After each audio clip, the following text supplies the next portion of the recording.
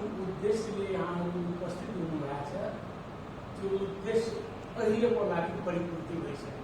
त्यसैले सर्टमा म यहाँहरूको भावनालाई कदर गरिदिन्छु। यस गोष्ठी का श्रद्धेय अध्यक्ष महोदय, प्रमुख अतिथि आंध्र प्रदेश का मुख्यमंत्री माननीय लालबाबू राउत जी, विशिष्ट अतिथिद्वय आर्थिक मामला तथा योजना मंत्री माननीय विजय कुमार यादव जी, उद्योग पर्यटन वन तथा वातावरण मंत्री माननीय रामनिवास यादव जी, प्रदेश सभा सदस्य माननीय रामाशीष यादव जी, यस कक्षमा उपस्थित संपूर्ण व्यक्तित्वहरूमा मेरो हार्दिक अभिनन्दन। जहाँ जुन कुरा राखियो एउटै लाइन भन्न चाहन्छु। अहिलेको सन्दर्भमा किस पीडाको अहिले कोभिड-19ले सृजना गरेका जुन अभिशप्त अवस्था हो, सेवा क्षेत्र मात्र होइन, समग्र अर्थतन्त्र, सामाजिक आर्थिक सम्पूर्ण क्षेत्रहरू नराम्रोसँग प्रभावित। जुन क्षेत्रको चर्चा गर्छौँ लाग्छ सबभन्दा बढी प्रभावित हुन्छ। यहाँले भन्नुभयो 47% मात्र होटल र पर्यटन होइन, समग्र सर्भिस सेक्टरको, समग्र सेवा क्षेत्रको यस प्रदेशको जीडीपीमा 47% शेयर। स्वाभाविक रूपमा सबैले अनुभूत गरेको कुरा हो कि पर्यटन व्यवसाय राष्ट्रव्यापी रूपमा होइन, अहिले विश्वव्यापी रूपमा पर्यटन व्यवसाय समाप्त के भनौँ अहिले एक प्रकारले सबभन्दा बढी यदि लकडाउनको दुष्प्रभाव परेको हो भने स्वाभाविक रूपमा पर्यटन व्यवसाय। तर निकट भविष्यमा नेपाल सरकारले कुन प्रकारको निर्देशिका जारी गरेको मलाई थाहा छैन, तर सुचारू हुन यो 20 गते होइन, हुन सक्छ यो निर्देशिका फेरि नहोस्। जुन प्रकारका अहिले समस्या सृजित भएका छन् र जुन उद्देश्यले लकडाउन गरियो के उद्देश्यको परिपूर्ति भएको हो। अर्ली हामी लकडाउन त गरेनौँ र समयमा लकडाउनलाई खुकुलो बनाइरहेछौँ, जुन समयमा नियन्त्रण बढी आवश्यक। अहिले जस्तै जुम भर्चुअल मिटिङमा अस्ति थियौँ हामी, जो मिटिङमा आर्थिक कुरा थियो, विद्यार्थीहरूबाट एउटा प्रश्न आयो मलाई, म त टिचर हो ओरिजिनली, सर अहिले तपाईहरु भनिराख्नुहुन्छ कि अनलाइन टिचिङ कति नागरिकहरूको घरमा वाइफाई सुविधा हो, क्वालिटी एजुकेसन कसरी मेन्टेन गर्ने। एउटा शिक्षिकाले प्रश्न सोध्नु, मलाई नै इन्डिकेट गरेर अरू कसैलाई होइन, तपाईले आफू पनि शिक्षक। अहिले निजी विद्यालयका शिक्षकहरूको शिक्षिकाहरूको अवस्थाको बारेमा सोच्नु भएको छ। लाखौं यस्ता टिचरहरू छन् जो 4 महिनादेखि एक नयाँ पैसा पाएका छन्, त्यसको बारेमा कसले सोच्छ। यहाँ केही त्यसैले मैले निवेदन गर्ने किस पीडाको भन्नु, सरकार समक्ष त्यस्ता विभिन्न खाले समस्याहरू छन्, तर त्यसको बावजुद अहिले प्रदेश सरकारले जुन नीति र कार्यक्रम ल्याएको पूर्ण हो म भन्दिनँ, सर्वश्रेष्ठ हो वा श्रेष्ठ हो त्यो पनि म भन्दिनँ, तर समय सापेक्ष। र त्यो समय सापेक्ष बनाउँदा 3वटा मूल कुरा हाम्रो नीति कार्यक्रममा हो, जुन प्रदेश सरकारले तयार गरेको, प्रदेश सभाले अनुमोदन गरिसकेको।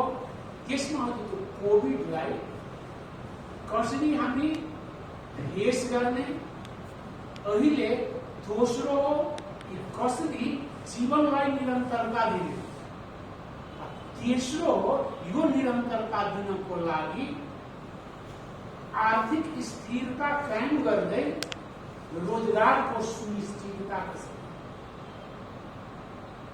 स्वाभाविक रूपमा यो वेलकम होटल 3 महिनादेखि बन्द छ। कामदारहरूको पारिश्रमिक कहाँबाट दिनुहुन्छ? बैंकको इन्टरेस्टको पेमेन्टको आधार सिम्बोलिक यहाँ छ, त्यसैले त्यही नाम उच्चारण गर्यौं। तर संवेदनशील हामी कहाँ छौँ?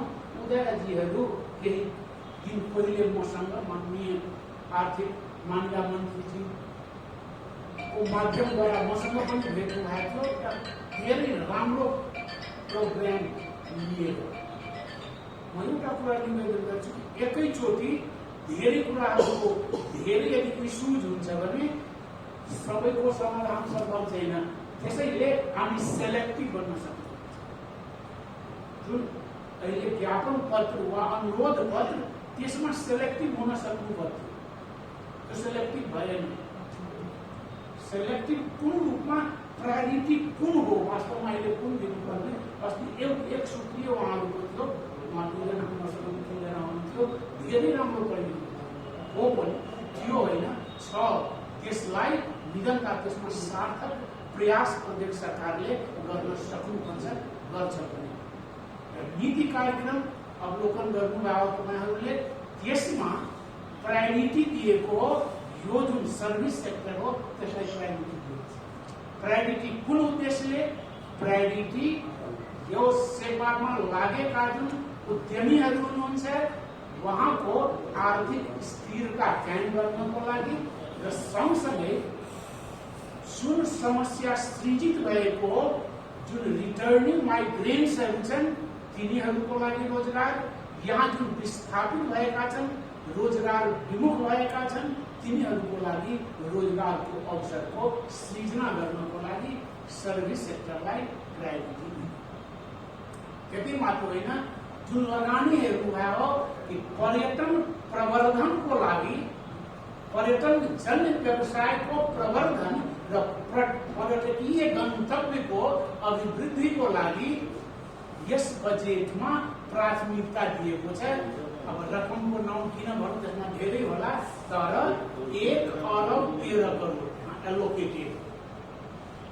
1 अरब 13 करोड एउटा निवेदन गरौँ, हाम्रो जुन वर्ष हो धेरै सानो हो र विडम्बना के हो, गत वर्षको तुलनामा केन्द्रीय अनुदान जुन हो काठमाडौँको अनुदान 4.25 करोड बढेको र आफ्नो आमदानी यहाँहरूको होटल बन्द हो भने वा कार्यालयहरू बन्द छन् भने आन्तरिक आमदानी पनि त्यो लगभग 2 अरब 6 अरब कम हाम्रो स्रोत जुन हो त्यो सुकेको।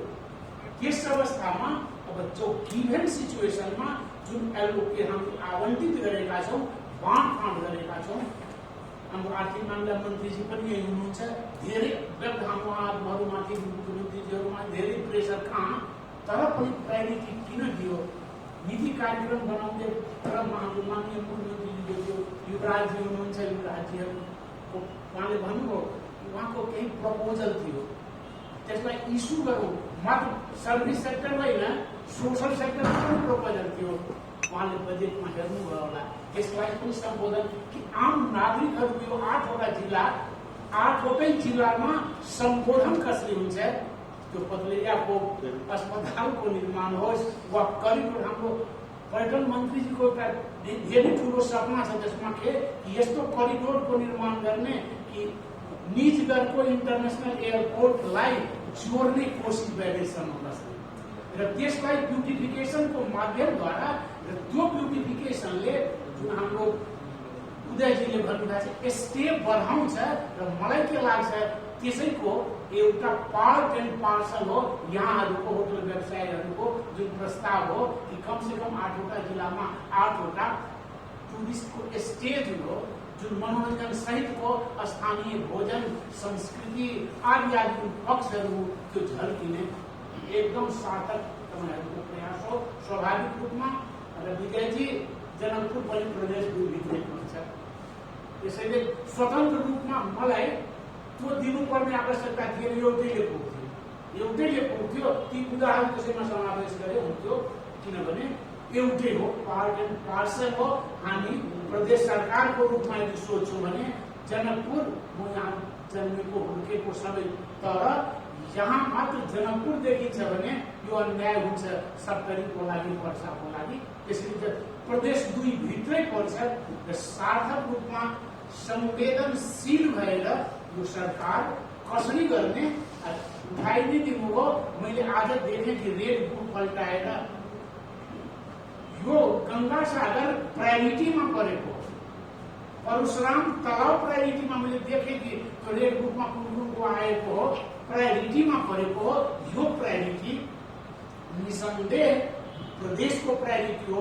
मैले भनेको मेरो निजी धारणा होइन, यो प्रदेशको सरकारको एउटा प्रतिनिधि पात्रको रूपमा मेरो धारणा हो। त्यसैले मिलेर यो प्रदेशको उत्थानको लागि र प्रदेशलाई जुन ट्र्याकबाट अहिले अलग भइसकेको हो त्यो ट्र्याकमा ल्याउनको लागि प्रदेश सरकारको सँगसँगै यहाँहरूको पनि गन्तव्य एउटै हो। प्रदेश सरकारको पनि गन्तव्य त्यही हो जुन यहाँहरूको गन्तव्य हो, आम नागरिकको गन्तव्य हो। त्यो गन्तव्य भनेको कसरी आर्थिक स्थिरता हुन्छ र आर्थिक स्थिरता नहुन्जेलसम्म गन्तव्यमा पुग्न सकिँदैन।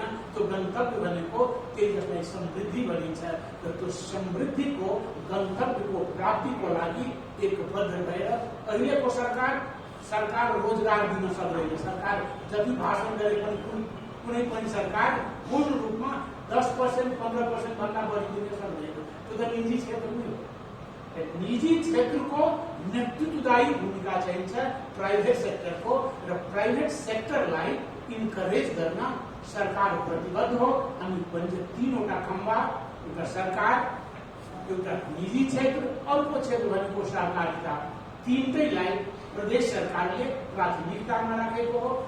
यहाँहरू जुन ज्ञापन दिनुभएको हो, हिजोका दिनमा जुन दिनुभएको थियो, स्वाभाविक रूपमा प्रदेश सरकारको एउटा नीति निर्माण गर्ने संस्थासँग आबद्ध भएको सहयोगी र प्रदेश सरकारको सल्लाहकारको रूपमा भूमिका निर्वाह गर्ने व्यक्तिको रूपमा म यहाँहरूसँग छु। प्रदेश सरकार यहाँहरूसँगै हुनुहुन्छ। निसन्देह त्यो गन्तव्यको प्राप्तिको यहाँहरू, म भन्छु कि सरकारको गन्तव्यको सहयात्री तपाईँहरू हुनुहुन्छ। स्वाभाविक रूपमा त्यो गन्तव्यको प्राप्ति हुन्छ। धेरै धेरै धन्यवाद। नमस्कार।